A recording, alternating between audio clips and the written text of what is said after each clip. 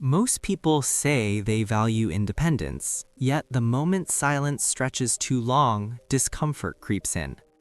Psychology explains that our fear of being alone is rarely about solitude itself. It is about what solitude forces us to face internally. On the surface, being alone seems simple. There is no conversation, no noise, and no external demands. But internally, something else happens. Thoughts grow louder, emotions rise without distraction, and for many people, that experience feels threatening in a way they cannot fully explain. By the end of this, you will understand why the brain resists solitude, what ancient survival wiring has to do with it, and why learning to tolerate being alone can transform your emotional life. This is not about becoming isolated or rejecting relationships. It's about understanding the hidden psychological forces that shape your reactions to silence and separation. The fear of being alone begins with biology. For most of human history, isolation meant danger. Being separated from the group reduced protection, access to food, and overall survival odds. The human brain evolved to treat social disconnection as a serious threat. That wiring still exists today. When we experience social rejection or prolonged isolation, the brain activates many of the same circuits involved in physical pain. Stress hormones increase, vigilance rises, and the nervous system prepares for potential danger. Even though modern solitude does not usually threaten survival, the body reacts as if it might. This is why a quiet evening alone can trigger subtle anxiety. The mind begins searching for stimulation to reduce discomfort. You reach for your phone, turn on background noise, or scroll without intention.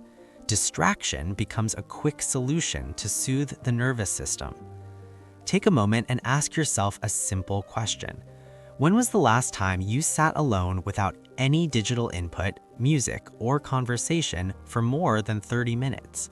For many people, the idea alone feels unsettling. That reaction is not random. The darker reason we fear being alone is not just about social survival, it's about self-confrontation. When external noise disappears, internal dialogue becomes impossible to ignore. Unresolved emotions, regrets, insecurities, and doubts surface without warning. Connection with others often distracts us from connection with ourselves. Social interaction provides feedback, validation, and identity reinforcement.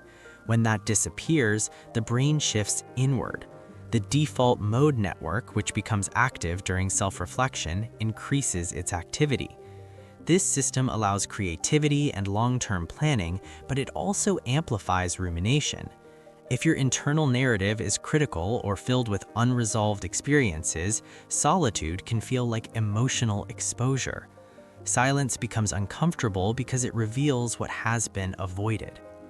Consider how often people remain in relationships that are clearly unfulfilling. It's not always about love or compatibility. Sometimes it's about fear of the emotional space that would follow if the relationship ended. Being alone can feel more threatening than being dissatisfied. There's also an attachment layer to this fear. Early relational experiences shape how safe we feel in our own company. If emotional support was inconsistent or unpredictable growing up, solitude can unconsciously activate feelings of instability or abandonment. The body doesn't separate past from present as cleanly as we think. Sitting alone on a quiet evening may trigger subtle sensations that originated years ago. You may not consciously remember the source, but your nervous system responds anyway.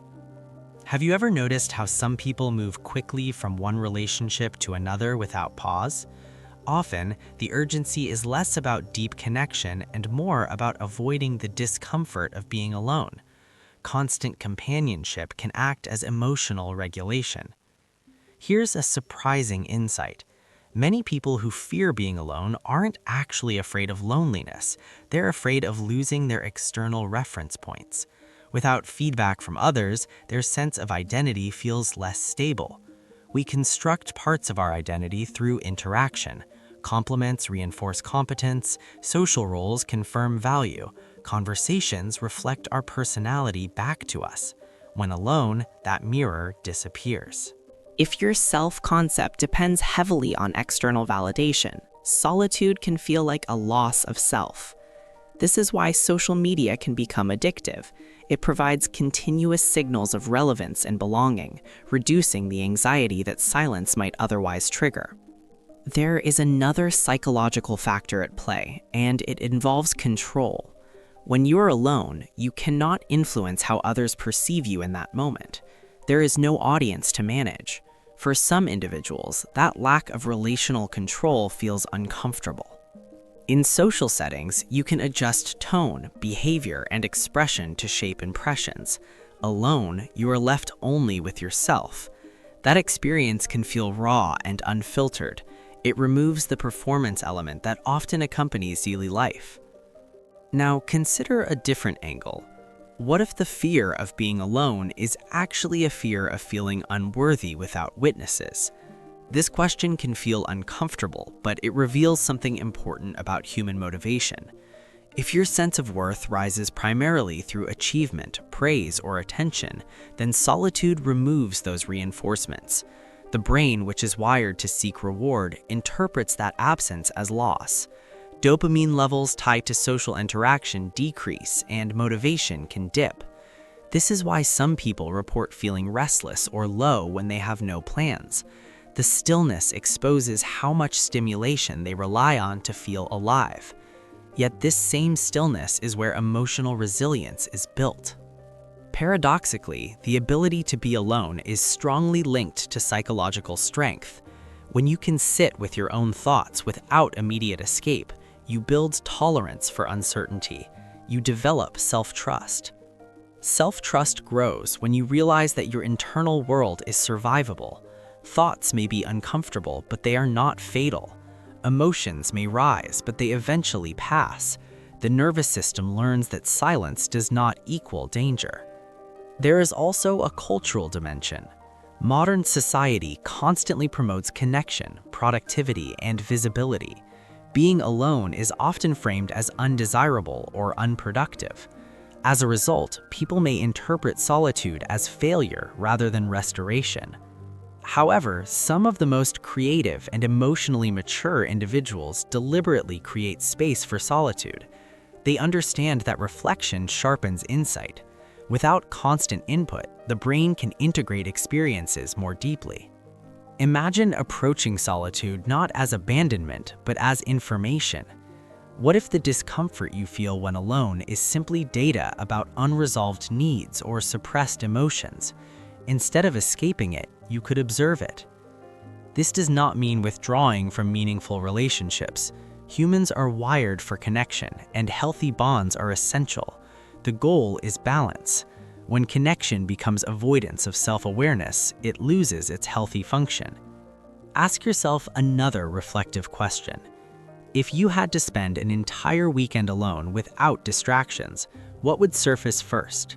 Boredom, anxiety, relief, or clarity? Your answer reveals more than you might expect.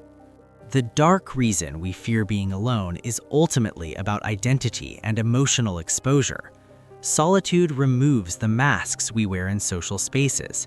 It confronts us with our unfinished thoughts and unprocessed feelings. Yet within that confrontation lies growth. When you learn to sit quietly without fleeing into distraction, you begin to separate your worth from constant validation.